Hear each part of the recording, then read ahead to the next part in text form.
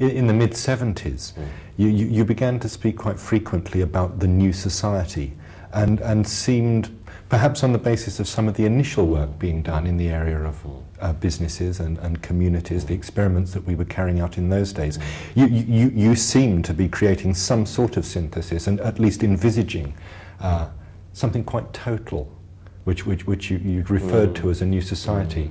Yes. Do you still see things that way, and does that mean that your own thinking has become more... I do very much see things in that way, and my thoughts go back to an old friend of mine in India, a rather strange and eccentric person, like so many of my old friends. He was Polish by birth and Jewish by birth, but had been converted to Catholicism and had been a Jesuit. When I knew him, of course, he was an ex-Jesuit and an engineer who'd worked in India many years as an engineer and become a follower of Krishnamurti. And he had a rather caustic tongue and considered himself, well, he was very much older than myself, and he used to think that young Sangharakshita, because Sangharakshita was young once upon a time, was sometimes in need of good advice from his older and more experienced friends.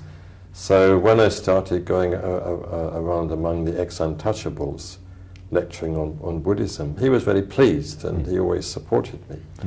And often used to stay with him in Bombay.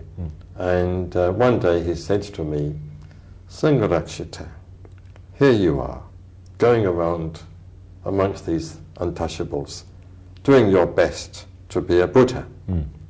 But it's not a Buddha that these people want, it's a Manu.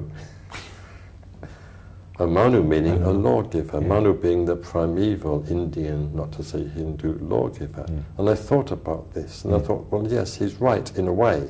Not that the Manu excludes the Buddha, or the Buddha excludes the Manu. The Manu lays down the framework of a whole civilization within which spiritual life is possible.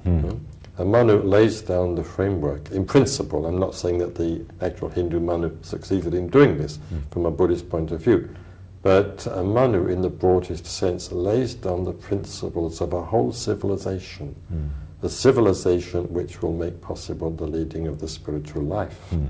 So I thought, well, yes, this is what the ex-untouchables need. They need a whole new civilization, not just a new religion. And this is what I feel in the West as well. We need not just a new religion or another religion or Buddhism plus whatever we've got apart from Buddhism in the West. What we actually need is the Manu principle as well as the Buddha principle. And I think I have spoken in these sort of terms at least once or twice. So I do see the FWBO in the broadest sense as the nucleus of not just a new society, but a new civilization, a new culture. And of course I've become not quite so happy with the expression new society, because it's used by all sorts of people in all sorts of ways.